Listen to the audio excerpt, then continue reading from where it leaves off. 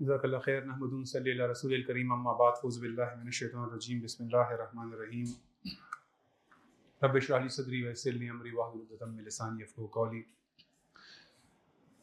अल्लाहुम्मा इन्नी अऊज़ु बिका मिन अन अशरिका बिका व अना अअलम व अस्तग़फ़िरुका लिमा ला अअलम व सल्ली अला सय्यिदिना मुहम्मदिन व आलिहि व सल्लम। बजट तकरीबन 3 हफ्ते पहले पास हुआ। आप में से कुछ ऐसी उम्र के लोग मौजूद हैं जिनको याद है कि जब 90s में बजट हुआ करता था तो हम टीवी पे बैठ के, हमारे बड़े टीवी पे देख के सारा इंतज़ार करते थे कि बजट में क्या आ रहा है। और आज इस पूरी नई नस्ल को देख लें, इनमें से किसी एक ने भी बजट के कोई टॉपिक को देखा भी नहीं होगा, क्योंकि किसी की कोई ना उम्मीदें हैं, ना कोई इस साथ कोई अटैचमेंट है, ना उनको लगता है कि कोई इससे मुल्क की हालत सुधरेगी, ना कोई कुछ होगा। हर हफ्ते तो वैसे ही बजट पेश हो रहा है, हर हफ्ते नए रेट्स आ रहे हैं, हर हफ्ते मिनी बजट्स पेश हो रहे हैं। तो एज सच वो इंटरेस्ट लोगों का रहा भी नहीं है। वैसे शायद कुछ तनख्वाहदार तबके ने सुना था कि स्लैब चेंज होगा तो शायद मुझे 2000 बच जाएंगे। एक आध बंदा गाड़ी वाला जिसका सोच है कि किस्तों में लूंगा तो गाड़ी पे इस दफा टैक्स कम हो रहा है कि बढ़ रहा है, या सोलर पैनल वाला जिसने खरीदना था उसने सुना था कि शायद थोड़ा बहुत ऊपर नीचे होगा। इसके अलावा किसी को बजट से कोई फर्क नहीं पड़ रहा। सबसे पहले एक छोटा सा सवाल, बजट जो है ये रेवेन्यू एक्सपेंडिचर का नाम नहीं है जो हमने आमतौर पर अब बना लिया हुआ है कि टैक्स की आमदन कितनी होगी और खर्चा कहां पे होगा। ये किसी मुल्क का 5 साला मंसूबा, 10 ईयर प्लान होता है, जिसमें इस मुल्क ने अपनी इकोनॉमी को एक खास जगह पे ले जाना होता है और उसके लिए ये एनुअल एलोकेशन होती है। यानी 10 साला प्लान है कंट्री का, विजन 2035, विजन 2050, हम यहां पे खड़े होना चाहते हैं, इसके लिए इस सेक्टर में इन्वेस्ट करना पड़ेगा और उसके लिए मैं इस साल यहां पे इतना खर्च करूंगा। बजट असल में नेशनल प्लान का जो 5-10 साल मंसूबा है उसकी एनुअल एलोकेशन होनी चाहिए। जैसे कि चाइना का है, 2015 का प्लान था, उन्होंने 10 एरियाज को टारगेट किया कि इन 10 एरियाज में हमें लीड लेनी है, यहां वैल्यू एडिशन हो रही है और हम खिलौने बना रहे हैं, ये हमारा मकसद नहीं था। दुनिया के लिए फैक्ट्री बनना हमारा मकसद नहीं होना चाहिए। उन्होंने 10 ईयर में 86% अपने ऑब्जेक्टिव अचीव कर लिए हुए। उसी तरफ मैं इंशाल्लाह बाद में जाऊंगा। मेरा सवाल यह है, वेयर इज पाकिस्तान प्लान? किसी एक बंदे ने भी किसी एक चैनल के ऊपर, किसी एक सेमिनार के अंदर, किसी एक पॉडकास्ट के अंदर, किसी रील के अंदर, किसी इकोनॉमिक्स के ऊपर कोई एक बंदे से सुना है कि पाकिस्तान को 2035 में यहां पे होना चाहिए, या ये वो प्लान है? किसी ने सुना है? एक्चुअली आपने सुना हुआ है, आपने नोट नहीं किया हुआ। वो प्लान IMF का है। हमने 2023 के अंदर जो एक्सटेंडेड फंड फैसिलिटी ली है, उसमें उन्होंने कहा है कि आपने 5 साल में इतना टैक्स जमा करना है, आपने लोगों को ऐसे लूटना है, आपने कर्जों में इतना पे करना है 5 सालों में। They have given you a plan. Unfortunately इस प्लान में पाकिस्तान कहां पे खड़ा होगा ये नहीं है। उसने कहा इतनी एक्सपोर्ट बढ़ाओ, इतने डॉलर बनाओ, इतना मुझे दो। पाकिस्तान कहां जाता है, बाढ़ में जाए, हमें कोई मसला नहीं है। IMF का प्लान हम फॉलो कर रहे हैं, वो 5 ईयरली प्लान है, 3 ईयरली प्लान है, 4 ईयरली प्लान है। उनका प्लान होता है वो 4 ईयर वाला। अनफॉर्चुनेटली वो हमारा प्लान नहीं है, ये मसला। सो हमारा प्लान IMF ने डिजाइन किया हुआ है, जो कि अमेरिकन इकोनॉमिक वाइसराय है। वाइसराय करेक्ट लफ्ज है, इसके अलावा कोई और लफ्ज मुनासिब लफ्ज नहीं है। क्रेडिटर्स नहीं है ये वाइसराय है। और उसने एक प्लान बनाया है। और सबसे अफसोसनाक बात, पाकिस्तान के अंदर डिबेट के सिविलियन वर्सेस मिलिट्री छोड़ दें, ना ये इस्लामाबाद ने बनाया है, फाइनेंस मिनिस्ट्री ने प्लान, ना ये GHQ ने बनाया। GHQ ISI का विंग बन चुका हुआ, इकोनॉमिक विंग। मेजर जनरल साहब देखते हैं, PhD इकोनॉमिस्ट रखे हुए हैं और कह रहे हैं हम पाकिस्तान को खुद चलाएंगे। ये सारे चेहरे सामने रहे, हमें उसकी कोई परवाह नहीं। ये करेंगे वही जो कि मेजर जनरल साहब ने कहा हुआ। मसला यह है कि वो भी डिसाइड नहीं कर रहे। ना फैसला GHQ कर रहा है, ना फैसला फाइनेंस मिनिस्ट्री कर रहा है, फैसला हो रहा है दुबई की IMF की टीम कर रही है। ये जाते हैं, अब छुपाते भी नहीं है। एक टाइम था, हम अगर आज 15 साल पहले चले जाएं, IMF से हमारे मुज़ाकरात चल रहे हैं, ये बात होती थी। अब है मैं बिजली के 200 यूनिट के ऊपर सब्सिडी कम करने के लिए आईएमएफ से बात करूंगा। आईएमएफ नहीं माना, मैंने आईएमएफ को मनवा लिया, आईएमएफ से मैंने बात कर ली, तनख्वाहें बढ़ने के बारे में वो राजी नहीं हो रहे, अब छुपा भी नहीं रहे, वो कह रहे हैं कि हम उनसे एक एक चीज पूछ के करते हैं, वो मान रहे हैं, वो नहीं मान रहे। सो जरा इस एक्सटेंट को समझने की जरूरत है कि ये सारे नेशनल प्लान की बातें फजूल हैं जब तक ये सब डिसीजन कहीं और से आ रहा है, जिसको अब वो नहीं शर्माते छुपाने से। आज से 15-20 साल पहले भी ऐसा ही था, लेकिन वो शर्माते थे, वो छुपाते थे। अब नहीं छुपाते, वो साफ बोल रहे हैं कि ये आईएमएफ का प्लान है, ये एक स्लेवरी का बजट है। इस बजट का मकसद है पैसा जमा करके क्रेडिटर को पैसे पे करना। और ये एक फिगर आपके लिए काफी है समझने के लिए कि पाकिस्तान का 43% आमदन हम सिर्फ सूद की अदायगी में, प्रिंसिपल अमाउंट नहीं, सूद की अदायगी में पे करेंगे। तो डिफेंस, करंट एक्सपेंडिचर, तनख्वाहों के अलावा क्या बचता है? मुल्क की तरक्की के लिए कौन सा फंड रहेगा?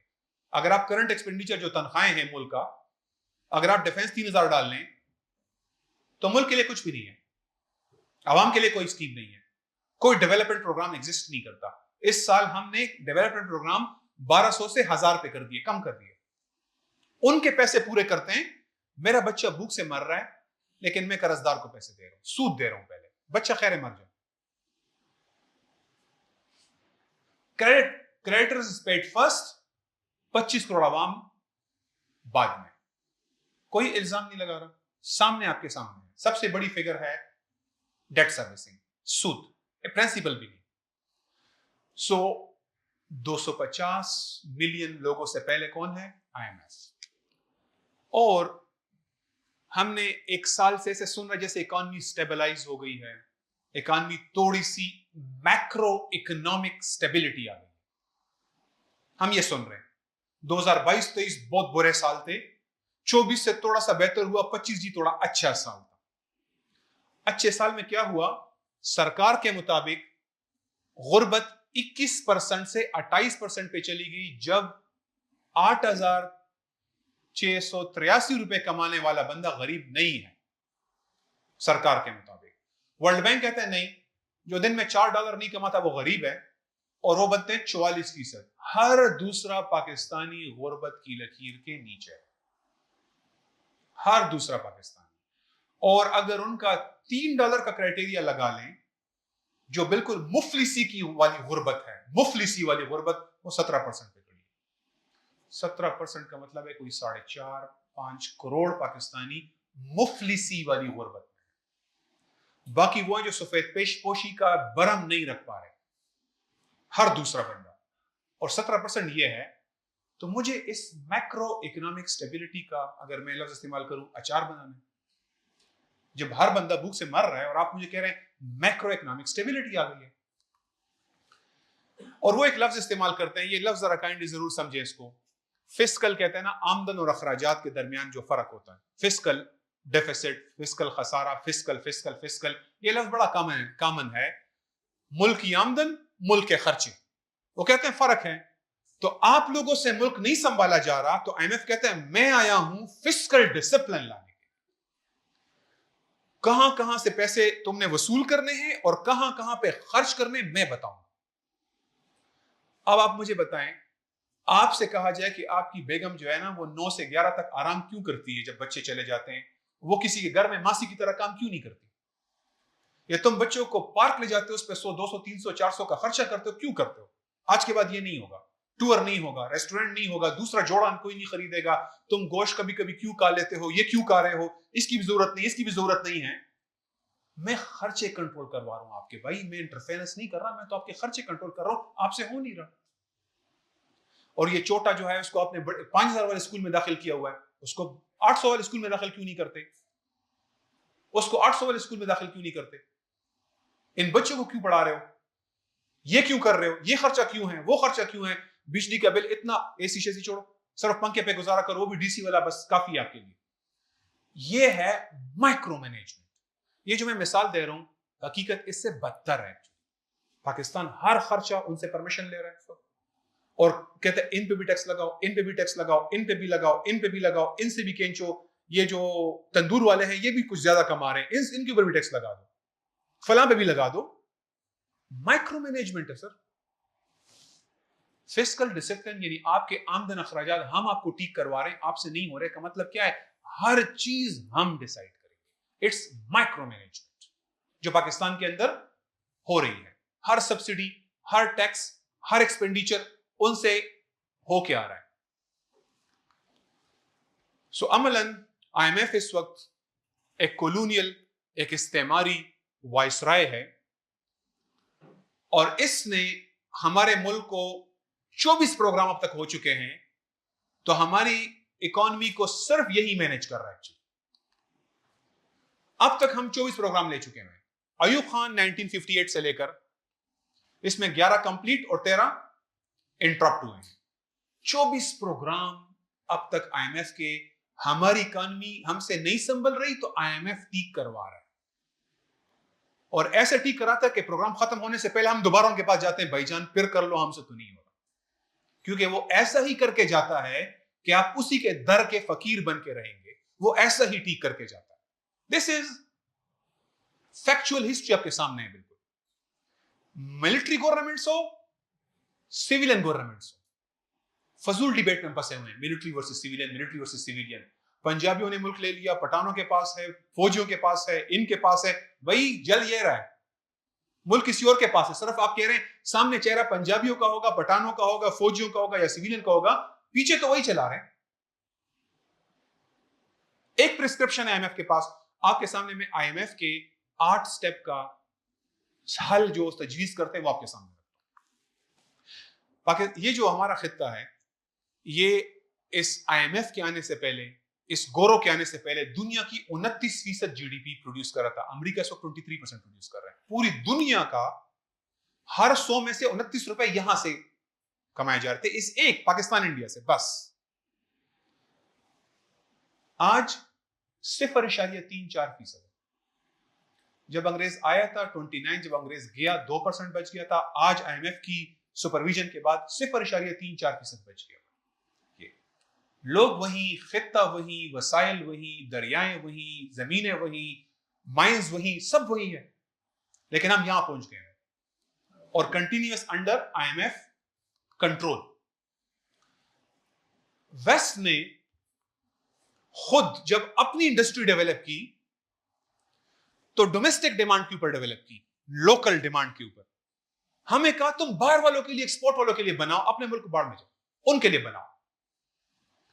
वेस्ट ने रियासत की सुपरविजन में इंडस्ट्री खड़ी की। हमें कहते हैं लिबरलाइज करो, मार्केट प्राइवेट सेक्टर को खुद करने दो। खुद स्टेट सुपरविजन में अपनी सारी इंडस्ट्री 200 साल में डेवलप की, और जब कर लिया फिर लिबरलाइज किया। और हमें कहते हैं आप ट्रेड लिबरलाइजेशन करो और आप प्राइवेट सेक्टर को करने दो, सरकार बिल्कुल मुदाखलत ना करे। तो जो प्रिस्क्रिप्शन, जो फार्मूला उसने अपनी कंट्री को डेवलप करने के लिए किया, IMF हमें उसके बिल्कुल अपोजिट बता के करता है कि अपनी इकोनॉमी को आपने डेवलप करना है तो आपने ऐसे करना। चाइना ने स्टेट सुपरविजन में अपने आप को खड़ा किया, रशिया ने स्टेट सुपरविजन में अपने आप को खड़ा किया, US रोजवेल्ट ने स्टेट सुपरविजन में खड़ा किया। वेस्ट ने टैरिफ 90 और 200% रखे हुए थे, अपने आप को पहले डेवलप किया 150 साल, फिर लिबरलाइज किया, अपने आप को कंपिटेटिव बनाया, फिर ओपन किया। हमें कह रहे हैं कि अभी मैंने मोटरसाइकिल बनाना शुरू नहीं किया कि चीप इंडस्ट्री मार्केट से उसको, फूड प्रोडक्ट से उसको फ्लड कर दो। हमें वो अपोजिट प्रिस्क्रिप्शन बताते हैं, टैरिफ खत्म करो, ग्लोबल ट्रेड नीचे करो टैरिफ्स, और आने दो माल को, बाहर का माल आने दो ताकि आपकी लोकल इंडस्ट्री डिस्ट्रॉय हो जाए, कभी कड़ी ना हो सके। सो वो प्रिस्क्रिप्शन जो वो खुद उसने की तो तरक्की के लिए, हमें उसके अपोजिट वो तजवीज करता है।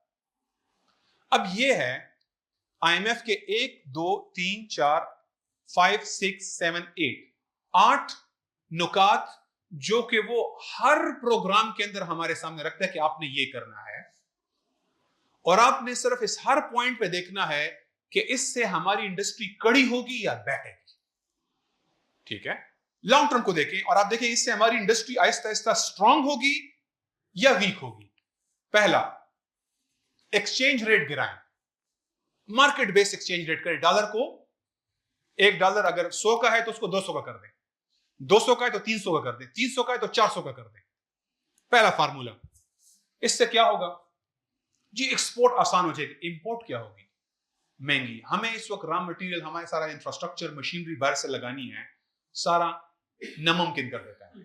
Machinery, fuel, technology, input cost ज्यादा करके हमारी इकोनॉमी को डाउन करवा देता है। इनफैक्ट जब भी आईएमएफ आता है प्रोग्राम पहले साल, तो पूरी इंडस्ट्री बिल्कुल बैठ जाती है, क्योंकि बाहर से इनपुट कॉस्ट बढ़ जाती है, क्योंकि वो एकदम डॉलर अभी 280 का है, वो 400 पे ले जाएंगे, तो पेट्रोल महंगा, डीजल महंगा, बिजली महंगी, हर आइटम महंगा हो जाता है, तो एकदम डिमांड कंट्रैक्शन, डिमांड कम, लोग खरीद नहीं सकते, सारी इंडस्ट्री बैठ जाती है। तो स्टेप नंबर 1। दूसरा, फिस्कल ऑस्टेरिटी। आप जी अपने खर्चे कम कंट्रोल करें। खर्चे कंट्रोल करने का मतलब ये नहीं है कि स्टेट जो बाकी नॉन प्रोडक्टिव एक्सपेंडिचर है वो कंट्रोल करे। सिर्फ एक जगह पे कट लगता है। जब भी बजट में हमें कमी आती है ना, कट कहां पे लगता है? डेवलपमेंट एक्सपेंडिचर पे। इंफ्रास्ट्रक्चर ना बनाए आप, डैम्स, मोटरवे, स्ट्रक्चर, इकोनॉमी के लिए इकोनॉमिक जोन्स ना बनाए, इस पे खर्चा ना करें, बस तनख्वाहें दे दें, डिफेंस की मिनिमम रिक्वायरमेंट पूरी कर लें, और सबसे पहले कर्जदारों का सूद पूरा कर दें, बस बाकी सब कुछ कट कर दें। इंफ्रास्ट्रक्चर के ऊपर इन्वेस्टमेंट जब अमीर हो जाए फिर कर लें, फिलहाल मत करें। तो पहला काम ये करें कि वो बंद कर दें, ऑस्टेरिटी मेजर्स, बचत, किफायतशारी। किफायतशारी कहां पे होती है? डेवलपमेंट के एक्सपेंडिचर के ऊपर। नंबर 3, आपसे देखें टैक्स तो बढ़ाना पड़ेगा। और आप देखें हमारे वो लोग जो कि अपने आप को हीरो के तौर पर प्रेजेंट करते थे, इमरान खान साहब, वो कहते थे मैं आऊंगा ना तो मैं 6000 की जगह 10,000 टैक्स जमा करके दूंगा आपको, यानी टैक्स बढ़ाऊंगा। ये आईएमएफ कह रहे टैक्स बढ़ाओ, ये कह रहे टैक्स बढ़ाओ, वो कहते हैं मैं सबसे अच्छा टैक्स बढ़ा के दूंगा। सबका एक हाल है। मैं किसी एक बंदे को पॉइंट आउट नहीं करना चाह रहा, मैं आपको सामने साबित करूंगा कि ये सिस्टम है, ये बंदा नहीं है। लेकिन आर्गुमेंट ये है टैक्स बढ़ाओ। जब टैक्स बढ़ेगा तो मुझे बताएं इंडस्ट्री ग्रो करेगी, इंडस्ट्री डाउन जाएगी? ऑब्वियस बात है, इंडस्ट्री डाउन जाएगी।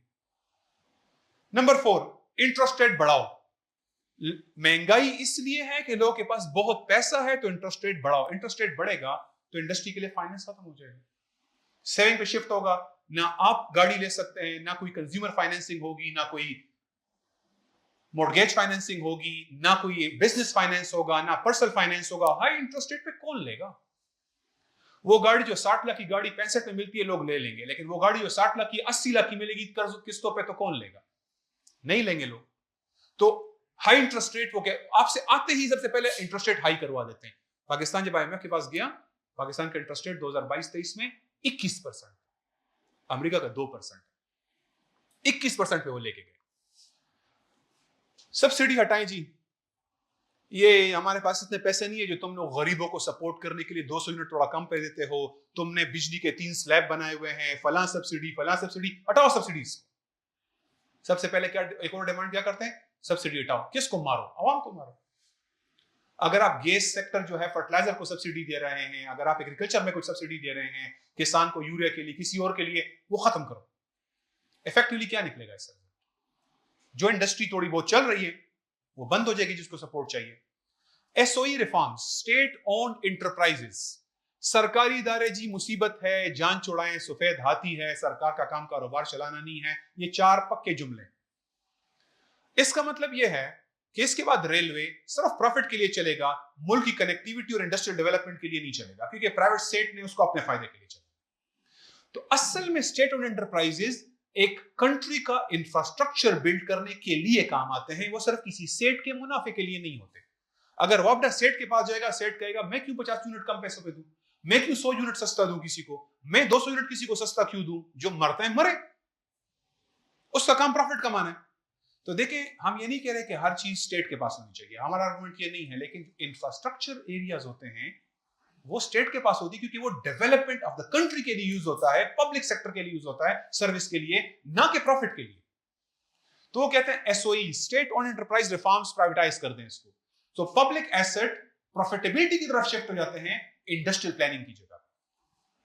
नेक्स्ट, ट्रेड लिबरलाइजेशन, कि जी आप टैरिफ कम करें, टैरिफ कम करें, फिर चाइना के माल के सामने फिर हम नहीं खड़े हो सकते, हमारी पूरी इंडस्ट्री बंद कर देते हैं, बस चाइना से मंगा के यहाँ पे टप्पे लगा के चलाएंगे, और क्या करेंगे फिर हम?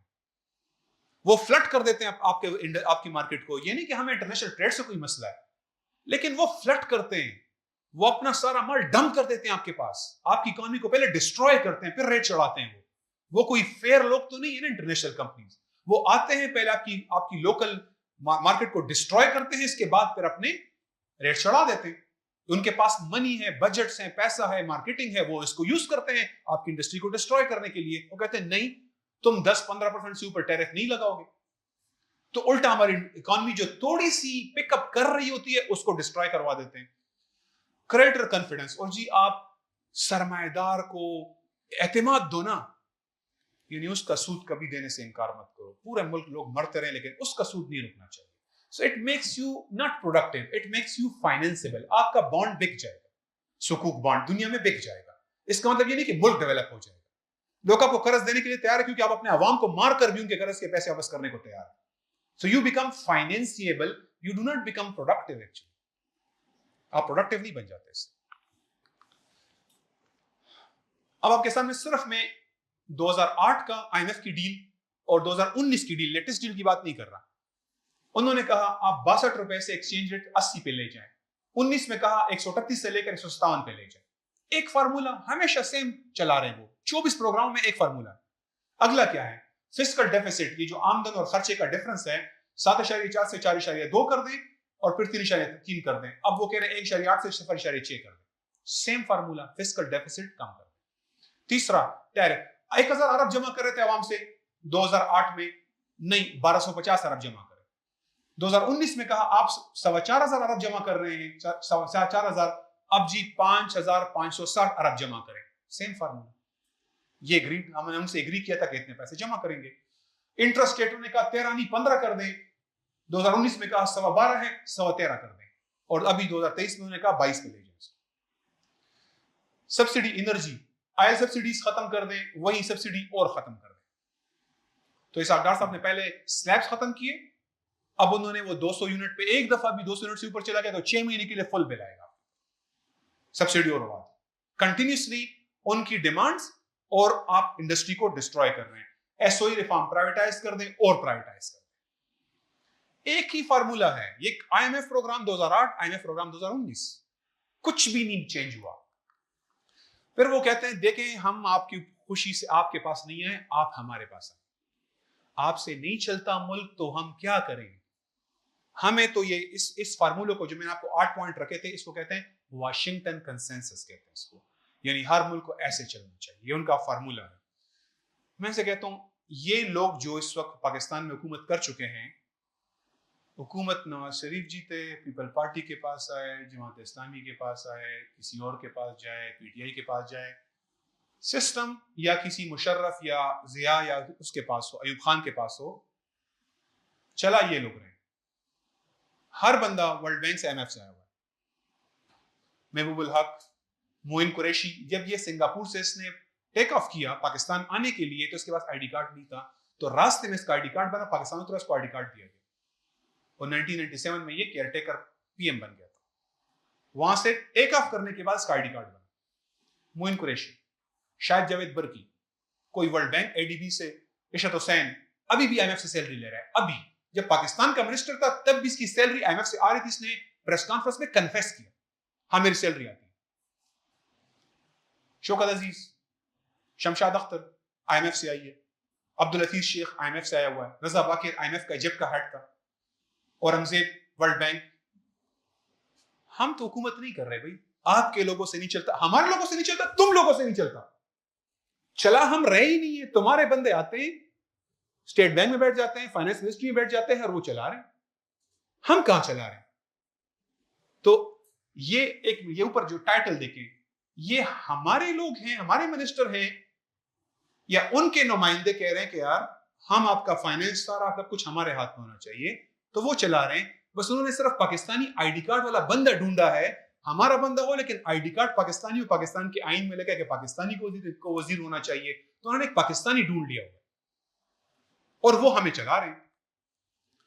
सो मसला एक, इस साल सैलाब हुआ इसलिए इकॉनमी खराब हो गई, हाँ ये मिनिस्टर थोड़ा अच्छा नहीं था इसलिए मसला हुआ, नो ना, ये हुकूमत बुरी है, ये थोड़ा ज्यादा करप्ट थे, इनके साथ ये प्रॉब्लम था, ये मसला नहीं है।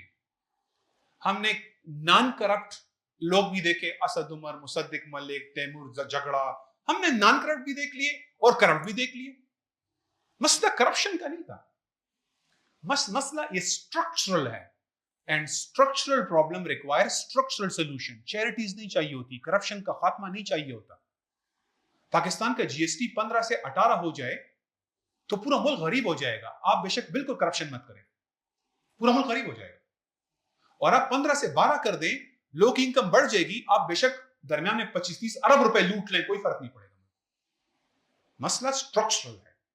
हम लोगों ने ना मसला बंदों में और करप्शन में कैद कर लिया कि ये दो मसले, ये मसले नहीं है, ये बड़े माइनर मसले, असल मसले का 2% भी नहीं है। स्ट्रक्चरल मसला असल मसला। आप इंटरेस्ट रेट बढ़ा दे, सारी इंडस्ट्री बैठ जाती है, आप चंदे करते रहना, चंदों से मसला हल हो जाएगा? नहीं होगा, मसला ढांचे का। अब मैं आपसे एक सवाल पूछ रहा हूं, क्या पाकिस्तान के अंदर जो वज़ीर आज़म है, जो GHQ है, जो पॉलिसी मेकर्स हैं, जो पाकिस्तान के जो भी पाकिस्तान के बारे में इकोनॉमिक विजन रखते हैं, किसी एक की भी विजन भी है छोड़ने के वो कर सकते हैं नहीं कर सकते, सोच भी है कि हमने इस खित्ते को डोमिनेट करना है, Pakistan, Afghanistan, central Asia, middle east को डोमिनेट करना है, इंडिया को डोमिनेट करना है, कोई विजन है इस तरह का? अल अक्सा, मस्जिद अक्सा को चुड़ाना है तो हमारी इकॉनमी वीक है, हम 5 सालों में अपने आप को बिल्ड करके कश्मीर लेंगे, मस्जिद अक्सा के ऊपर यहूद के खिलाफ जंग करेंगे, कोई सोच है? क्या हमारी सोच है कि हमने एक मिलिट्री इंडस्ट्रियल कॉम्प्लेक्स बनाना है 10 सालों में? सोच है, ताकि हम जिहाद के लिए हमारे पास एक बैकबोन तैयार हो, है कोई सोच? हम अपना माइक्रो प्रोसेसर बनाते हैं, एनवीडिया वाले नहीं दे रहे, अच्छे जीपीयूज नहीं दे रहे, हमें अपना माइक्रो प्रोसेसर बनाना है, 15 साल लग जाए, खैर है सोच है। एआई इकोसिस्टम बनाना है, इलेक्ट्रिक व्हीकल अपनी होनी चाहिए, लिथियम आयन बैटरीज अपनी बनाते हैं, सॉलिड स्टेट बैटरीज के ऊपर रिसर्च करते हैं, सोलर पैनल मंगा के मर गए, कितनी बड़ी टेक्नोलॉजी है, इसको अनलॉक करते हैं आहिस्ता आहिस्ता, 1-2-3 सालों में अच्छे सोलर पैनल तक पहुंच जाएंगे। कोई सोच? मोबाइल फोन हर साल अरबों डॉलर के मंगा रहे हैं, we should have our own mobile phones, थोड़े बेशक बुरे हों लेकिन करते करते इंप्रूव कर जाएंगे।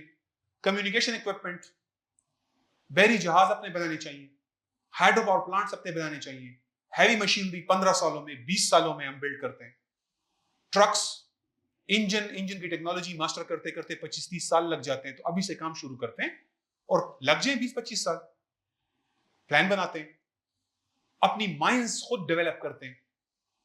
ऑयल एक्सप्लोरेशन तो कर रहे हैं लेकिन बाकी कॉपर को और गोल्ड को और उसकी माइनिंग को रिफाइन करने की टेक्नोलॉजी बिल्ड करते हैं। रेयर अर्थ मेटल अमेरिका को क्यों बेच रहे हैं कि तुम लेके अपने मजे करो, हम खुद उसको रिफाइन करके क्यों ना बेचें, 100 गुना कीमत बढ़ जाएगी उसकी, वैल्यूएडिशन क्यों नहीं करते हम? Shale oil gas reserve, Pakistan के पास बेइंतहा शेल ऑयल गैस रिजर्व्स हैं, लेकिन ये बड़े मुश्किल से निकलते हैं, ये वो क्रैक रॉक्स के नीचे होते हैं, तो इसके लिए क्रैकिंग टेक्नोलॉजी चाहिए, जो अमेरिका ने कुछ बिल्ड कर ली और अभी भी उस पर खर्चा ज्यादा है। हमने अपना काम शुरू किया हुआ है? नहीं। ऑफशोर एक्सप्लोरेशन के ऊपर हमने कितना काम कर लिया हुआ है, सी पोर्ट्स खुद बिल्ड करना, खुद चलाना, एयरपोर्ट्स खुद बिल्ड करना, खुद चलाना, टेक्नोलॉजी ट्रांसफर के लिए कोई मैकेनिज्म, रिवर्स इंजीनियरिंग के लिए कोई स्ट्रक्चर सिस्टम, कोई एक विजन है। मैं नहीं कह रहा आपके पास अभी नहीं है, ना कोई 10 साल प्लान, कोई 25 साल प्लान, कोई 15 साल प्लान, प्रायोरिटीज की, यार ये 5 काम हम 5 सालों में कर सकते हैं, ये 10 काम के लिए 15 साल लगेंगे, इसके लिए 30 साल लगेंगे, कोई प्लान है? नहीं। इतने पैसे जमा करने हैं, टैक्स कम करके इधर बढ़ा के चलाना है, बस चलता जाए, बस चलता जाए, अपनी बारियां निकाल रहे हैं सारे के सारे। So where is the vision? नहीं, हमारा विजन है ना, बनियाने, तौलिए और फुटबॉल एक्सपोर्ट करेंगे और फिर खुश होंगे कि नेमार ने बड़ी अच्छी लात मारी है मुझे और रोनाल्डो ने हमारे फुटबॉल को किक मारी है, ठीक है, इस पे खुश हो सकते हैं। एम्बापी जो है ना, वो हमारे फुटबॉल को उसने बड़ी जबरदस्त किक मारी है, दुनिया हमें किक मार रही है, हम खुश हैं। हमारा फुटबॉल, जी हमारा फुटबॉल नेकटाई 50 साल हो गए, वही नेकटाई, वही तौलिए, वही कपड़े और वही जो है फुटबॉल और आलाती जर्राही, जो हमने पाक स्टडी में 30 साल पहले पढ़ा था, आलाती जर्राही से सियालकोट से जी एक्सपोर्ट हो रहा है। इससे आगे कुछ एक फर्क नहीं पड़ा कि हम कहीं और चले जाए। ये विजन है इनके पास। Microprocessor, AI, EV, battery, chips, heavy machinery, ये किसी और की इंडस्ट्री हमारी नहीं है। अब मैं आपके सामने इस प्रॉब्लम को आइडेंटिफाई करने के बाद आगे what is the way forward की तरफ जाता हूं। ठीक है, जब आप वे फॉरवर्ड की बात करते हैं ना, सबसे पहले यहां कुछ कुफल चढ़े हुए, स्पेशली हमारे एजुकेटेड क्लास में। जितना हाईली एजुकेटेड है ना, वो प्रैग्मेटिक हो जाते हैं। विजनरी बात उनको इम्प्रैक्टिकल लगती है, विजनरी बात उनको ओ यार दिमाग खराब, ओ यार छोड़ो, ओ यार क्या हो गया। तो उनका पहला रिएक्शन ये होता है, the more they get educated, the more they live with so called real world, realistic के नाम पे वो विजन लूज करना शुरू कर देते हैं। और मैं while some of you may think हाँ मुझे पता है लोग करते हैं, मैं आपको कह रहा हूं आप भी करते हैं। लेट्स थिंक, अपने आप को भी देखें, हम खुद सबसे पहले एक लेवल पे हैं और कुछ और लोग शायद हमसे ज्यादा कुफल चढ़े हुए उनके सरों पे। तो सबसे पहले इस विजन की मैं आपके सामने एग्जांपल रख रहा हूं कि कैसे अभी मैं किस कौम के पास कितने वसाइल हैं, क्या है, उसको एक मिनट के लिए भी छोड़ दें। इधर से कुछ मसले सॉल्व इधर से होते हैं। और सबसे पहले आपके सामने एक पॉलिटिकल एग्जांपल रखूंगा और इसके बाद 3 केस स्टडीज आपके सामने इकोनॉमी की रखता हूं, जहां से आप देखें कि यह है केस स्टडी नंबर 1 ईरान। आज से सिर्फ 3 महीने पहले अगर मैं यहां पे खड़ा होकर यह बात करता कि ईरान पूरे मिडिल ईस्ट के अंदर अमेरिकी फौजी अड्डों को मसमार कर सकता है, 5th जनरेशन जहाज, और मुझे कोई कहता कि यार 5th जनरेशन जहाज तो नजर नहीं आता रडार पे, कैसे गिर सकता। अगर मुझे कोई कहता आपको पता है बेरी बेड़े जो होते हैं 900 जहाज होते हैं, इतने सारे उसके साथ वो रिफ्यूजर और ये और वो इतने होते हैं, उसके ऊपर ऐसे डिफेंस सिस्टम होते हैं परिंदा भी पर नहीं मार सकता, वो 5,000 मील से देख लेते हैं चीज क्या आ रही है, को पता होता है। ठीक है, और आपको पता है 3 level of air defence system है, डेविड स्लिंग है, टॉड है, पेट्रियट है, 3 लेयर्स होती हैं, एक चीज भी नहीं घुस सकती। वो 99% एक्यूरेसी होती है भाई इसकी, ऐसे नहीं बने हुए, उन यहूदियों ने मेहनत की है, आप लोग सिर्फ बातें करते हैं। ठीक है, और आज 5th जनरेशन जहाज गिर गया, जो रडार पे नजर भी नहीं आता था, गिर चुका हुआ। नेवल कैरियर ट्रंप खुद कह चुका है कि 17 साइड से आया तो आखिर में हिट हुआ उसको, फिर बाद में कहते हैं नहीं वॉशरूमों के अंदर वो लॉक हो गया था, ये हो गया था, और पानी का मसला हो गया था, हिट हुआ है। अब्राहम लिंकन जहाज हिट हुआ है। टॉड, पेट्रियट और डेविड स्लिंग के बावजूद हमने बारिश ने की है मिसाइलों की इसराइल के ऊपर, बैटरीज खत्म हो गई, इंटरसेप्टर्स खत्म हो गए, उड़ गए बैटरीज उनकी, एडवांस रडार उड़ गए, अमेरिकन यूएस बेसेस, ठीक है, उनका नेवल हेडक्वार्टर, उनके रिफ्यूलर टैंकर्स, उनके अपाची हेलीकॉप्टर हमने खुद देख लिए हुए, वो मान रहे हैं। लेकिन हम कहीं ना कहीं नहीं ये नहीं हो सकता, नहीं हो सकता। अब हमें खुद यकीन नहीं है कि कैसे हो गया, और आपको मैं बताऊं ईरानियन को भी यकीन नहीं है कि कैसे हो गया, उनको भी यकीन नहीं है। इतना हमें मगलूब रखा गया है। और मैं आपको अभी बता रहा हूं, ईरान ने अभी भी कंप्रोमाइज किया, गजा को उन्होंने सरेंडर किया, उन्होंने हिजबुल्लाह को बचाने की कोशिश की लेकिन गजा को सरेंडर कर दिया, और ये अभी भी नेशन स्टेट की बाउंड्री के अंदर कर रहे हैं, उससे बाहर नहीं कर रहे, उम्मा के लिए नहीं कर रहे। ईरान पे हमला हुआ तो मैसी की तैसी, पहले गजा पे हमले होते रहे, कुछ नहीं किया, अभी भी कुछ कोफल नहीं टूटे उनके।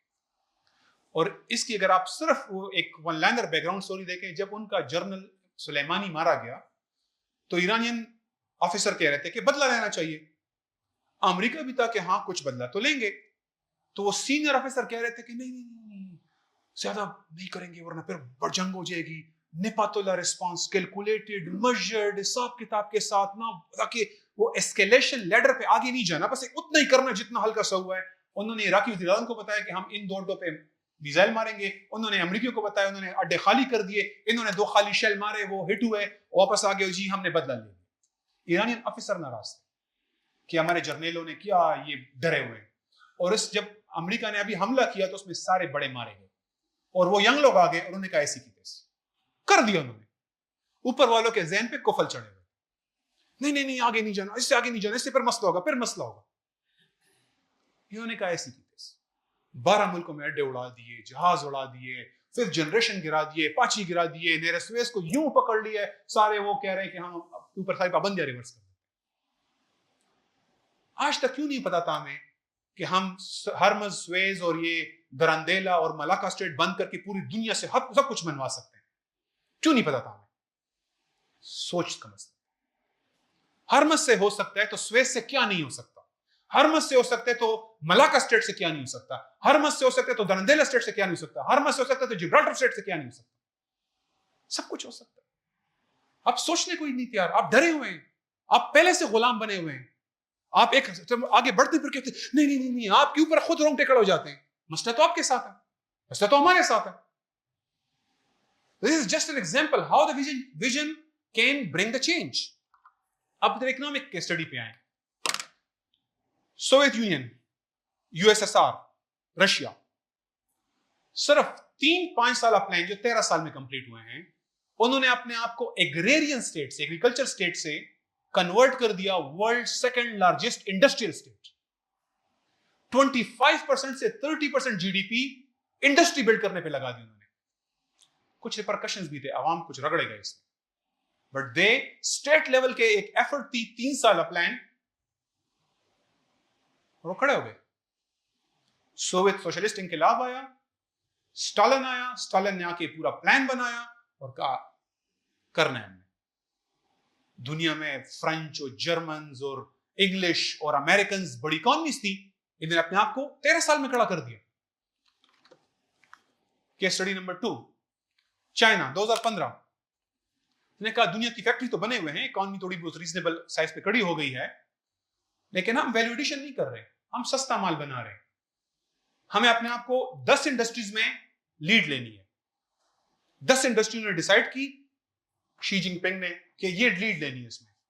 Semiconductor, IT, robotics and machine tools, aerospace equipment, maritime engineering and ships, rail equipment, biopharmaceutical, new material जिसको कहते हैं रेयर अर्थ मेटल कहते हैं, agriculture machinery, power equipment, electric vehicle, और अपनी इकोनॉमी को डोमेस्टिक पे कन्वर्ट करना है, ओवरऑल सब कुछ एक्सपोर्ट पे नहीं करना।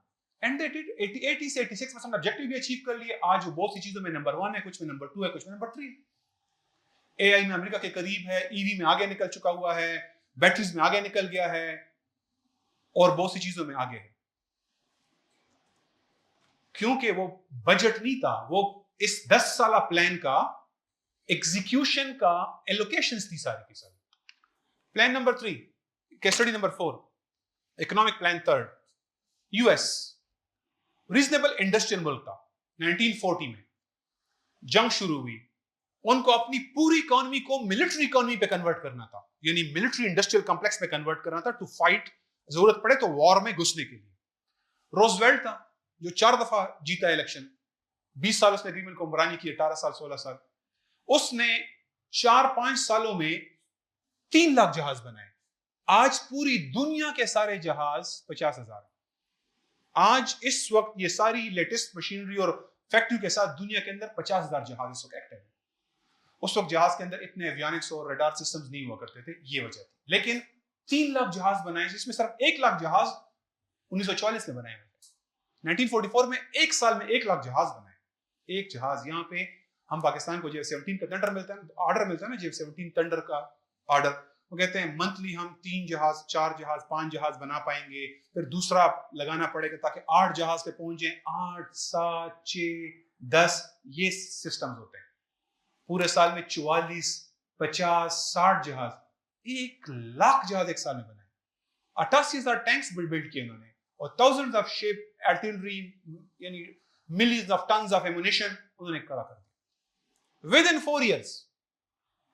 ये जो आपको सुबह शाम कहते हैं ना, दब पारम की, ये ऐसे नहीं होता भाई, ये ऐसे आप क्या ख्वाब देख रहे हैं। लोगों ने ख्वाब रियलाइज करके दिखा दिए आपको,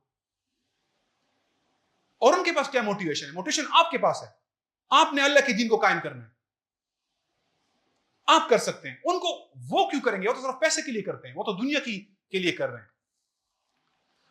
जापान में, और की एग्जांपल आपको नहीं रख रहा, जापान 1868 से 1914, Japanese spirit, western technique formula था उनका, उन्होंने अपने आप को खड़ा किया। साउथ कोरिया 1961, 1990, जर्मनी ने 2 दफा अपने आप को खड़ा किया। एक दफा डिस्ट्रॉय हुआ, दोबारा खड़ा किया। 1933 में वो जंग अजीम फर्स्ट का तावान दे रहा था उस वक्त। हिटलर ने यूनिफाई किया, अपनी कंट्री को खड़ा किया, और सिर्फ 4 साल बाद यूरोप पे चढ़ दौड़ा। आफ्टर 4 years, जबकि वो इकोनॉमी डिस्ट्रॉय हो चुकी हुई थी, वापस खड़ा किया और यूरोप पे चढ़ाई कर दी उसने। Hitler did it. पाकिस्तान कोई छोटा मुल्क नहीं है। ये जो है ना, नॉर्वे, डेनमार्क, इटली जैसे मुल्क ना खड़े हो सकते हैं, तो हम उससे बहुत बड़े मुल्क हैं। हमारे पास 250 मिलियन की पॉपुलेशन है, 25 करोड़, जिसका मीडियन एज कितना, 21 साल। सारे बाबे बैठे हुए यूरोप में, बुजुर्ग हो चुके हैं सारे। पूरी नेशन की मेजॉरिटी बूढ़ों पे शिफ्ट हो रही है, जवान नहीं है उनके पास। हमारे पास तो 21 मीडियन एज है, 6 to 7 ट्रिलियन डॉलर के मिनरल्स हैं, बाहर 92 टाइप्स के एलिमेंट्स हैं हमारे पास। 75 बिलियन डॉलर का सिर्फ अकेले एक रेकोदिक जो माइन है उसकी वर्थ इतनी है, और ये गवर्नमेंट के अपने एस्टिमेट्स।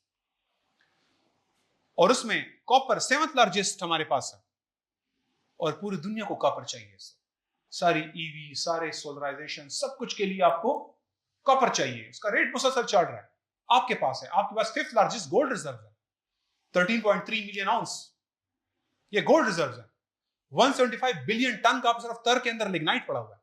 200 साल तक 1 लाख मेगावाट बनाने के लिए काफी है।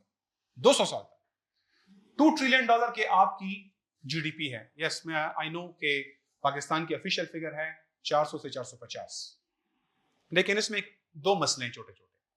एक है कि पाकिस्तान की इनफॉर्मल इकोनॉमी, मुख्तलिफ एस्टीमेट है कि 40 से 45% ऑफ द डॉक्यूमेंटेड इकोनॉमी है। तो अगर आप वो ऐड करेंगे तो आप 800, 850, 900 पे पहुंचेंगे। जो इनफॉर्मल इकोनॉमी, जो डॉक्यूमेंटेड नहीं है। और फिर एक और आपने फिगर को समझना है, जिसको हम कहते हैं परचेजिंग पावर पैरिटी। इसका मतलब ये कि एक कॉफी जब मैं यहां पे पाकिस्तान में बनती है तो वो मुझे 300 रुपए की मिल रही है, KFC में 210 रुपए की मिलती है, और वो कॉफी स्टारबक्स में $60 की है, तो वहां वो 1800, 2000 की है। तो वो जब अमेरिका एक कॉफी बनाता है तो वो लिखता है कि मैंने $7 जीडीपी बनाया है। वो कॉफी जब मैं बनाता हूं तो हम लिखते हैं हमने $1 जीडीपी बनाया है, हालांकि दोनों ने एक चीज बनाई है। तो अगर आप उसी रेट पे पाकिस्तान की इकोनॉमी चेक करें तो वो 2000 अरब डॉलर से ऊपर है उस रेट पे। ये तो कोई बात ना हुई कि वही पेंसिल बनाए, मैं पेंसिल बनाऊं, उसकी इकोनॉमी मुझसे 3 गुना बड़ी हो जाए। दोनों अगर एक पेंसिल बनाए तो उसकी इकोनॉमी 3 गुना बड़ी क्यों है? क्योंकि उसका रेट वहां पे $65 का है और हमारे पास 10 सेंट का है। तो अगर उसको कहते हैं परचेजिंग पावर पैरिटी, तो पाकिस्तान की इकोनॉमी $2 ट्रिलियन से ऊपर है। और पाकिस्तान के पास 16 बिलियन हेक्टर का जो है ना नेरी निजाम है, जो कि कल्टीवेट हो रहा है। World largest canal system Pakistan के पास है, world largest canal system, the biggest in the world. फिर आपकी ज्योग्राफी, कराकोरम, हिमालय से लेकर गवादर से लेकर 1000 किलोमीटर का समंदर है, आपके पास 5 दरियों की सरजमीन, आपके पास सब कुछ है। फिर आप सेंट्रल एशिया से लेकर अफगानिस्तान, तो किसी के पास समंदर का रूट नहीं है, आपके पास है। सबको इधर से आना पड़ता है। तो सबका रूट आप अगर आप उसको लिंक कर दें, you are at the centre. जो हरमज चीन ईरान बंद कर सकता है, वो आप डबल आसानी से बंद कर सकते हैं। हरमज आपके भी बॉर्डर पे है। कराची के कॉर्नर में खड़े हो जाए, वहां से मस्कत की लाटियां नजर आती है, 500 किलोमीटर पे आपका मस्कत पड़ा हुआ। So you are at the centre, the way other, आप उससे बहुत ज्यादा जियो स्ट्रेटेजिक जगह पे आपकी लोकेशन है। फिर हमारा विजन जो है वो आता कहां से? वो हम तो भाई मामूर लोग हैं। हम दुनिया में नौकरी, शादी, बच्चे, उनकी शादियां, फिर मर जाएंगे। हम वो लोग हैं नहीं। हुवल्लज़ी अरसल रसूलहु बिलहुदा व दीनिल हक लियुज़हिरहु अला दीनि कुल्लिही वलो करहल मुश्रिकून। हमें एक मिशन के साथ दुनिया में भेजा गया, हमें रूटीन लाइफ गुजारने नहीं भेजा। So why I have no plan कि मैंने अगले 5 साल में गल्फ को मर्ज करना है। ये प्लान क्यों नहीं है आपका? Where is the plan? बदर में हमारे पास 2 घोड़े थे, और 6 साल बाद मक्का के लिए जब हम जा रहे थे फतह करने, 10,000 घोड़े थे। हर बंदे ने ज़रा पहने। 6 साल में 2 घोड़ों से 10,000 घोड़ों पे कैसे हम पहुंचे? अगर आपने ह्यूज इन्वेस्टमेंट कंटिन्यूसली मिलिट्री के अंदर नहीं कर रहे हैं नबी सल्लल्लाहु अलैहि वसल्लम, और 1 साल बाद तबूक में 30,000 का लश्कर जा रहा है। 1 साल पहले 10,000 और 1 साल बाद 30,000 का लश्कर रोमन पे अटैक कर रहा है। कैसे कैसे? हम जब कंस्टेंटिनोपल फतह कर रहे थे, इतनी मोटी दीवार थी कि उसके लिए दुनिया में तोप ही नहीं थी, इजाद ही नहीं हुई थी। हमने इजाद करवाई, हमने दुनिया की सबसे बड़ी आर्टिलरी बनवाई। उसके लिए इंजीनियर एक जेल से रिहा करवा के लाए, उससे हमने बनवाई 600 केजी का गोला फेंकने वाला आर्टिलरी हमने बनाई। फिर हमने पहाड़ के ऊपर तख्ते रखकर मोम के ऊपर जहाज चलवाए, बहरी जहाज पहाड़ के ऊपर। विजन है ना, करना है बस। जब करना है तो करना है, बाय हुक और बाय क्रुक करना है। हम ये नहीं करें हमारे पास तो नहीं है बस ठीक है तो क्या करें, जी टैंक में डीजल नहीं है तो क्या करें, इकॉनमी थोड़ी कमजोर है तो क्या करें। हम ये नहीं कहते, कहते हैं करना है बस। इनफिरू खिफाफन व सिकालन वजाहिदू फी सबिलिल्लाह, निकलो अल्लाह की राह में, कुछ है या तुम्हारे पास या कुछ नहीं है। जब डिफेंस की बात आती है, इनफिरू, we have a vision, we have a command. So अब हम पाकिस्तान के लिए, अगर आपने पहला पॉइंट क्या है, इस विजन से काम नहीं करना तो ये बाकी सारी बातें फजूल है। आपके पास एक ग्रेट विजन होना चाहिए। विजन होगा, सब कुछ होगा, कुछ हिकअप्स आएंगे, कुछ हर्डल आएंगे, कुछ चीजें हो पाएंगी, कुछ में मसले आ जाएंगे। रियल वर्ल्ड है, मसले आएंगे, चैलेंजेस आएंगे, कुछ काम में ऑब्स्टिकल भी आ जाएंगे, कहीं पे कुछ चीजें रुक भी सकती हैं, बिल्कुल हो सकती हैं, लेकिन विजन तो रखें। विजन इस साल जो स्लैब में ड्यूटी इतनी कम हो गई, शुक्र है इस दफा मेरा 4000 टैक्स कम हो जाएगा, अगर ये विजन है तो फिर तो कुछ फायदा नहीं है ना उसका। अब अगर पाकिस्तान को हमने सेल्फ सफिशिएंट एक इंडस्ट्रियलाइज इकोनॉमी में खड़ा करना है तो नंबर 1 तो है विजन। अब आपके सामने मैं 4 हर्डल डिस्कस करता हूं, सिर्फ विजन के जरिए मसला कैसे सॉल्व होता है, वरना मसले बहुत सारे आएंगे और हम सॉल्व कर लेंगे, लेकिन आपका माइंड क्लियर होना चाहिए कि हम एक इंडिपेंडेंट विजन के साथ मसला सॉल्व करेंगे। नंबर 1, लोग कहते हैं जी ईरान के पास तेल है, आपके पास नहीं है ना भाई, आपके पास एनर्जी सिक्योरिटी नहीं है। एग्रीकल्चर मान लेता हूं, अपने एग्रीकल्चर, अपना उगाओ, अपना खाओ, पाबंदियां लग जाएं, गुजारा कर लेंगे, ठीक है। लेकिन डिफेंस, ओहो चले ठीक है, मानते हैं आप डिफेंड कर लेंगे, आपके पास एटम बम भी है, लेकिन एनर्जी का क्या करेंगे, इसका क्या सोल्यूशन निकालेंगे? पहला मेरा जवाब यह है, चीन के पास भी नहीं है, उसने कैसे सॉल्व किया? जरा 2-4 मुल्क देखें कि उनके पास, जिनके पास औरों के पास मसला है, उन्होंने क्या किया। चीन ने एक 1 बेल्ट 1 रोड बनाया ताकि वो मलाका स्टेट को अगर अमेरिका बंद कर दे तो उनका सारा रास्ता बंद हो जाता है, सारी एक्सपोर्ट इंपोर्ट बंद हो जाती है, एनर्जी सप्लाई बंद हो जाएगी। उनका, इसको कहते हैं मलाका स्ट्रेट डायलेमा। चीन का एक मसला है, एक डायलेमा है। 1 बेल्ट 1 रोड बनाया, पूरा एक चेन बनाया मुख्तलिफ मुल्कों से गुजार के, ताकि उनके पास अल्टरनेट रूट्स हो। सोल्यूशन नंबर 1 कि तेल का दूसरा रास्ता होना चाहिए। सोल्यूशन नंबर 2, रिन्यूएबल के अंदर दुनिया की सबसे बड़ी इन्वेस्टमेंट उन्होंने की है। स्टोरेज के अंदर, हाइड्रो के अंदर इतना बड़ा डैम बनाया कि पूरी दुनिया की मूवमेंट चंद माइक्रो सेकंड से स्लो हो गई। इतना बड़ा डैम बनाया। विंड, सोलर, हम जानते हैं इस बात को, सब उन्हीं के चीजें यूज कर रहे हैं।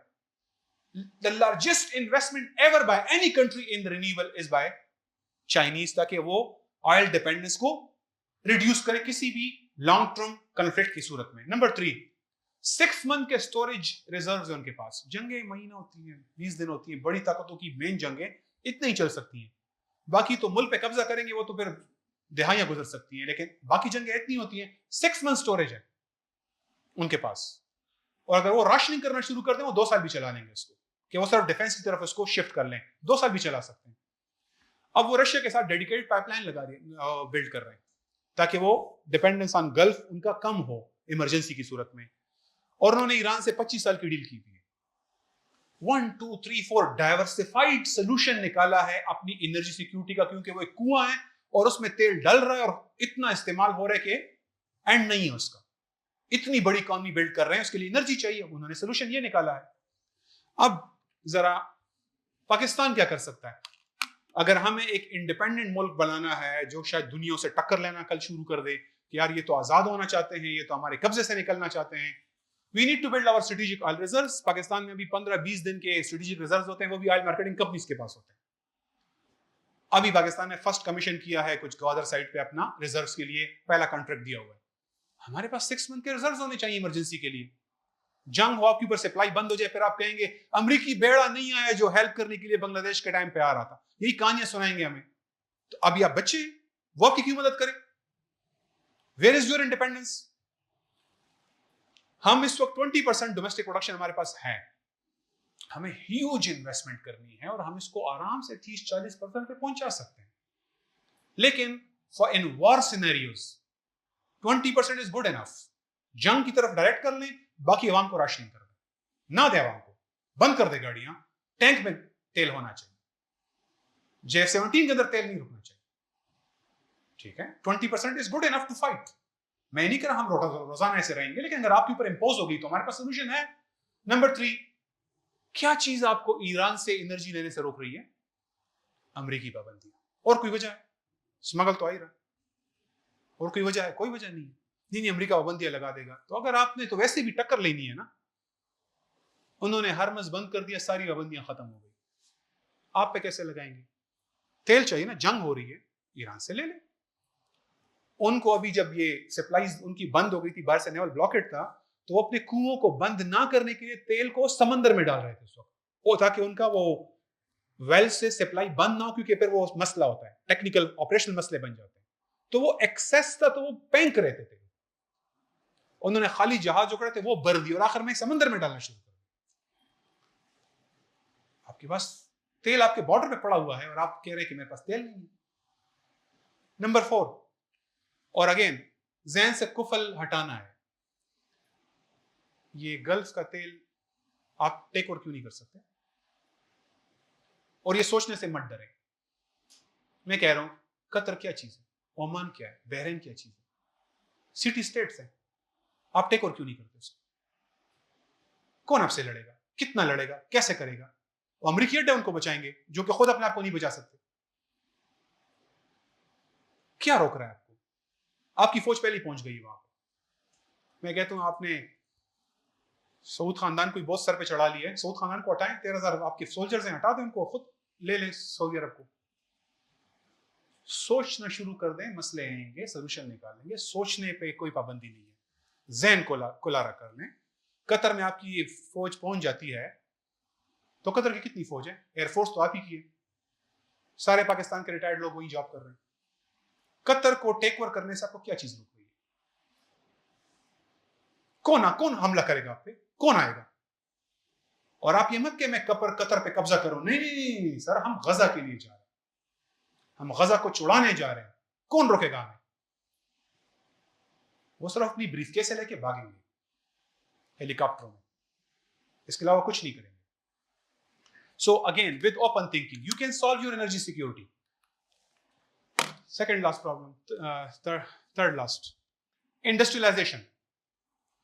Industrialization बिल्कुल agreed है कि एक साल में नहीं होती, एक साल में नहीं होती। कुछ चीजें आप 3 सालों में, कुछ चीजें आप 5 सालों में, कुछ चीजें आप 2 सालों में, कुछ चीजें 8 सालों में, कुछ चीजें 15 सालों में, कुछ चीजें 30 सालों में बिल्ड होती है। आपके पास इस दौरान अपना डिफेंस जरूर होना चाहिए।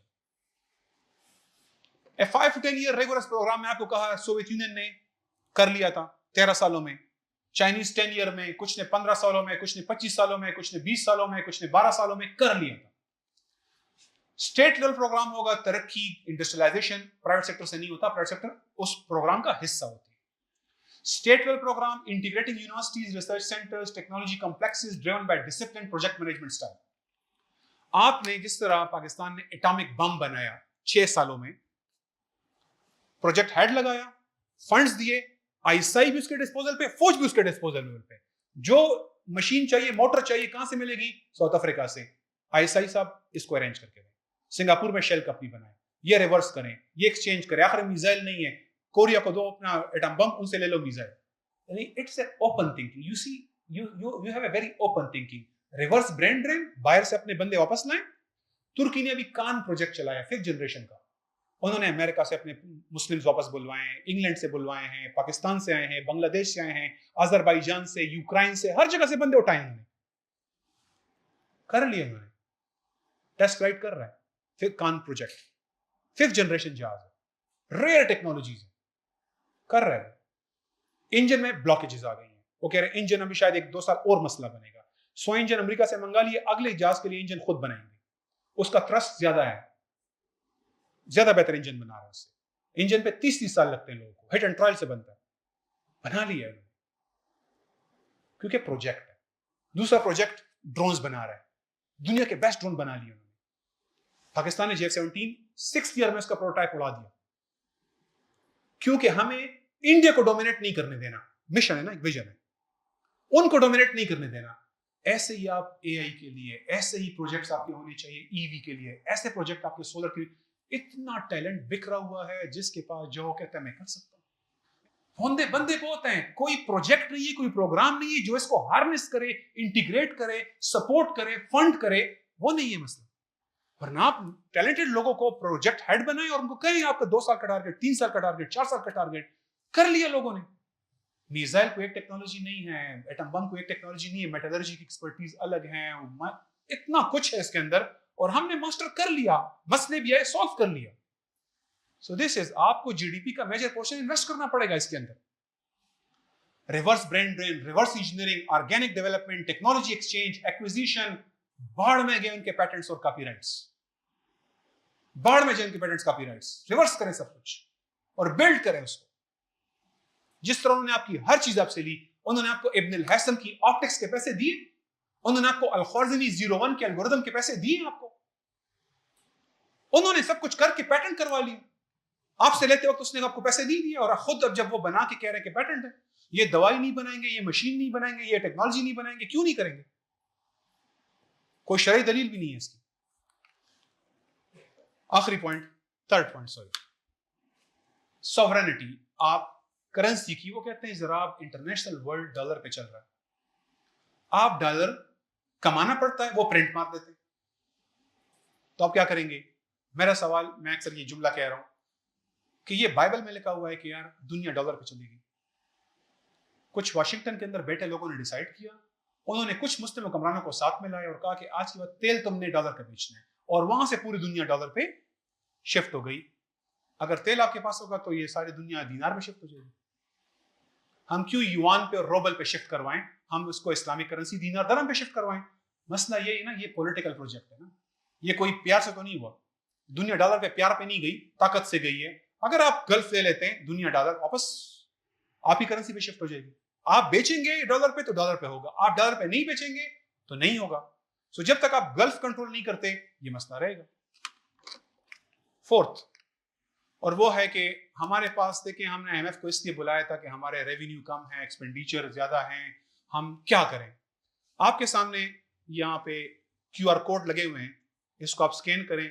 आपके सामने इस्लाम का पूरा इस साल का बजट, जिसमें no interest, no tax and imagine no tax. पहला सवाल आता है, भाई पैसा कहां से आ रहा है? मैं आपको दिखाता हूं। No tax and no interest, और डिफेंस एलोकेशन डबल, लोगों पे खर्चे 4 गुना। हार्ड कॉपीज भी यहां मौजूद है, आप लोगों के सामने कुछ रख दी गई हैं, और जिसको चाहिए वो स्कैन करके, वो QR कोड स्कैन करे, डाउनलोड भी कर सकता है उसको। ये आपकी टेबल पे हमने QR कोड लगाया हुआ है। कंप्लीट इस्लामिक बजट, ये लोग 18,000 जमा कर रहे हैं, हम एक टैक्स लिए बगैर 22,000 अरब जमा कर रहे हैं। ये है जहां से कलेक्शन आती है। एक गरीब बंदा कोई भी टैक्स नहीं दे रहा, ना इनकम टैक्स, ना कस्टम ड्यूटी, ना ऑक्ट्रॉय, ना एक्साइज, ना सरचार्ज, ना बिजली के बिल में, ना पेट्रोल के बिल में, ना गैस के बिल में, ना दूध के डब्बे के अंदर, किसी भी चीज में कोई भी टैक्स नहीं दे रहा है आम बंदा। ज़कात कौन देगा? जिसने 4 करोड़ का प्लाट रखा हुआ है, 10 लाख ज़कात दे। ट्रेड मर्चेंडाइज, तिजारत है, उसके स्टॉक के ऊपर है, साल में एक दफा। क्रॉप्स और लाइफ स्टॉक के ऊपर स्पेसिफिक 4 तरह की क्रॉप्स के ऊपर ज़कात है, उशर जो होता है, और लाइफ स्टॉक के ऊपर मखसूस लाइफ स्टॉक के ऊपर ज़कात है। और हर एक बजट के सामने फिगर इस साल का एक्चुअल डेटा लिया गया है पाकिस्तान का, हर एक के साथ रेफरेंस हमने एंड में दिया हुआ है, हमने कहां से उठाया है। कोई भी चीज हवा में नहीं कड़ी हुई, हर चीज बैक्ड बाय पाकिस्तानी डेटा है, जो पाकिस्तानी मिनिस्ट्रियों के एक्चुअल सर्वे से उठाया गया। पब्लिक प्रॉपर्टी काउंट, ये वाला आप जरूर समझें, क्योंकि इस पे मेरा वैसे भी टॉपिक क्लोज हो रहा है यहाँ पे, लेकिन आप ये जरूर पॉइंट समझें। इस्लाम में जो सारी इंडस्ट्रीज हैं और सारी प्रॉपर्टीज हैं, वो 3 हिस्सों में डिवाइडेड है। एक वो है जो आवाम की है, आवाम खरीदना चाहे, ये डेस्क की फैक्ट्री है मेरी, मैं रख सकता हूँ, ये मेरी फैक्ट्री है, मैं रख सकता हूँ, कैमरे की फैक्ट्री है, रख सकता हूँ, मैं एयर कंडीशन बनाता हूँ, बना सकता हूँ, मैं मार्बल का काम करता हूँ, मैं कर सकता हूँ, मेरी फैक्ट्रियां हो सकती हैं। हम हर बंदे को एक जितना अमीर हो, एक जितना गरीब नहीं बनाते हम, बिल्कुल, लोग कहते हैं लोगों में फर्क होगा। लेकिन वो इंडस्ट्री जो कि पूरी कंट्री की इकोनॉमी को ना एक इंफ्रास्ट्रक्चर प्रोवाइड करती है, वो इंडस्ट्री लोगों के पास नहीं हो सकती। और ये अल्लाह का हुक्म है, हदीस है, अन्नासु शुरकाए फी सलास, अल-माए वल किलाए वन नार। इंसान 3 चीज़ों में बराबर के मालिक हैं, पानी के वसाइल, चरागाहें और जिससे आग पैदा हो। और एक और वाक़े में आपने एक ज़मीन अलॉट कर दी सहाबी को, जब उनको पता चला कि इसमें नमक की कान है तो आपने कहा वापस ले लो। जहाँ से हम ये कुछ अहकामात हनफी उलमा ने अख़ज़ किए हैं, दीगर उलमा ने अख़ज़ किए हैं कि कुछ खास तरह की प्रॉपर्टीज प्राइवेटाइज नहीं हो सकती, वो अवाम की मुश्तरका है, सरकार की भी नहीं है, अवाम की है। उसमें सारे एनर्जी रिसोर्सेज, अन्नार आग, एनर्जी रिसोर्सेज, सारी एनर्जी रिसोर्सेज, सारे माइंस, सारा जो इंफ्रास्ट्रक्चर स्ट्रक्चर है, जो रोड्स हैं, ये तमाम की तमाम स्टेट के पास होंगी अवाम के बहबूद के लिए, ताकि वो अवाम पे खर्च हो सके। तो वहां की एक मेजर इनकम है ऑयल, गैस। पाकिस्तान इस वक्त 4000 अरब के बिजली के बिल हम पे कर रहे हैं साल में। गैस के बिल लास्ट ईयर 1500 अरब के थे, ठीक है, जो कि चंद आईपीपीज के पास जा रहा है उसका सारा प्रॉफिट, जबकि ये स्टेट के खजाने में जाना चाहिए। माइनिंग का सारा प्रॉफिट, ऑयल मार्केटिंग कंपनीज का सारा प्रॉफिट स्टेट के खजाने में जाना चाहिए। It should not be with these companies and a few share holders, उनके पास नहीं होना चाहिए। सो पब्लिक प्रॉपर्टी के अकाउंट, रोड्स, रेलवे, और फिर स्टेट प्रॉपर्टी है। स्टेट प्रॉपर्टी वो है,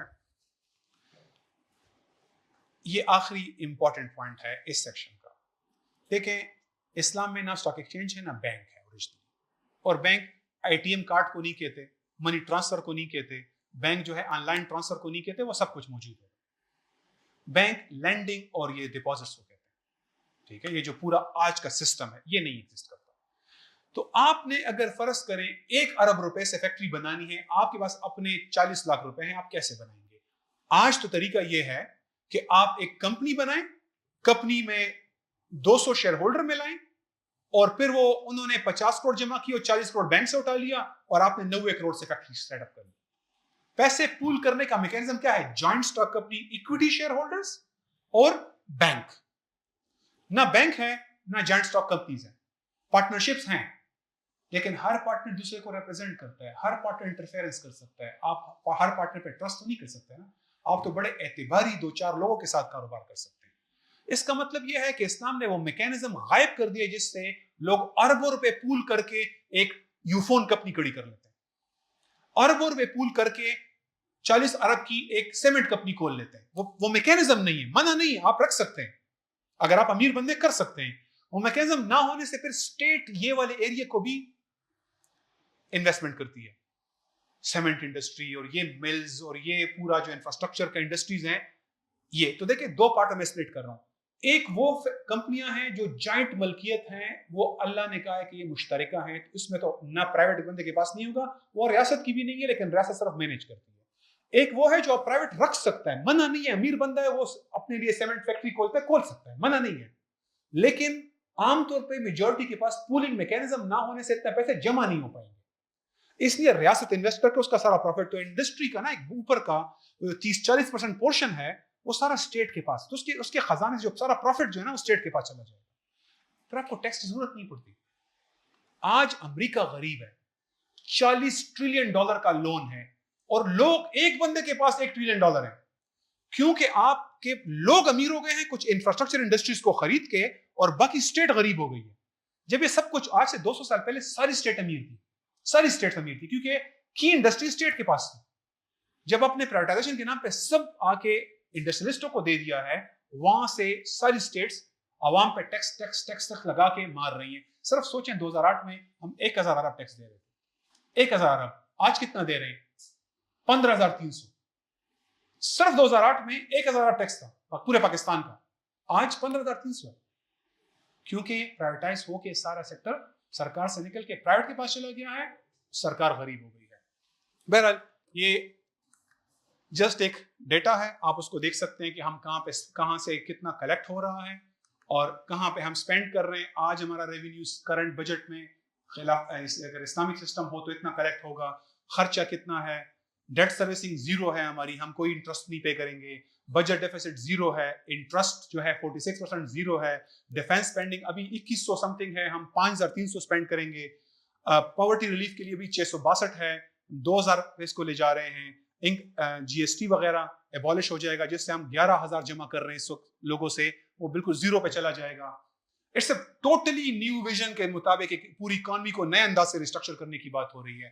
इनकम टैक्स आज मौजूद है, एबॉलिश हो जाएगा। जीएसटी एबॉलिश हो जाएगा। कारपोरेट टैक्स 29% है, वो एबॉलिश हो जाएगा। ज़कात एंड वेल्थ अभी सिर्फ 25 अरब जमा हो रहे हैं, हम 7,500 जमा करेंगे, ठीक है, क्योंकि पाकिस्तान का 70% पैसा प्लॉट्स में पार्क है, प्लॉट्स के अंदर, उस पर स्टेट कलेक्ट करेगी, आप नहीं करेंगे। अल्हम्दुलिल्लाह लोग दे रहे हैं, और इसी वजह से मुआशरे में थोड़ा बहुत जो अगर कुछ लोग को गुजारा चल रहा है तो उसी वजह से चल रहा है, लेकिन that will be collected by the state. जब इस्लामिक स्टेट होती है तो फिर वो खुद कलेक्ट करती है। 7,500 उसका सारा ब्रेकअप दिया हुआ है हर सेक्टर का, कि कहाँ कहाँ से कितना कितना हो रहा है, वो हम सारा उसमें ब्रेकअप दिया हुआ है। पब्लिक रिसोर्सेज से जो पब्लिक सेक्टर से जो जमा हो रहा है वो 8,100 सारा डेटा दिया हुआ है कि ऑयल कंपनी से कितना जमा होगा, माइनिंग से कितना जमा होगा, सबका इस साल के एक्चुअल फिगर्स निकाल के उसकी बेस पे किया गया है। डेट सर्विसिंग जीरो है, IMF conditionality none, budget position balance, no deficit. जितना वो है रेवेन्यू है उतना एक्सपेंडिचर हमने उसके मुताबिक किया हुआ है, अपने चादर के मुताबिक पांव फैलाए हुए हैं। हमारा बस चले डिफेंस, उससे भी ट्रिपल कर सकते हैं, आवाम पे 4 गुना खर्च कर सकते हैं, लेकिन जितनी चादर है उसके हिसाब से हमने उसको बैलेंस किया हुआ है। और हमें इस सब के बावजूद हमारी जो भी हम कहते हैं ना सबबिया, अरबिक एक टर्म है, हम अपने असबाब पूरे करते हैं, असबाब के लिहाज से आप प्लान करते हैं, बट हमें पता है at the end of the day चीजें अल्लाह के हाथ। और अल्लाह सुब्हानहू व तआला ने हमें वादा किया है कि अगर ये उस चीज को नाफिज करते जो तौरात में और इंजील में नाजिल हुआ और जो इसके बाद नाजिल हुआ, तो इनके ऊपर से बरसता और नीचे से उबलता। अल्लाह अपनी बरकतों का वादा करता है आपके साथ, अगर आप वो नाफिज करेंगे जो तौरात और इंजील में नाफिज हुआ और जो उसके बाद नाफिज हुआ, हमारे लिए वो बाद वाला हो चुका हुआ है। तो ऊपर से बरसता नीचे से उबलता। और आपने हदीस में फरमाया तुम्हारा खलीफा खर्च करेगा और वो गिनेगा भी। तो यहाँ पे कुछ हमारे अकाउंटेंट्स बैठे हुए हैं, तो अनफॉर्चुनेटली वो जॉबलेस हो जाएंगे, क्योंकि खलीफा गिनेगा ही नहीं, अकाउंटिंग नहीं करनी पड़ेगी आपको, ठीक है। So that is the vision. और यहाँ पे अपनी बात का खात्मा करता हूँ। आखिर दावाना अल्हम्दुलिल्लाहि रब्बिल आलमीन।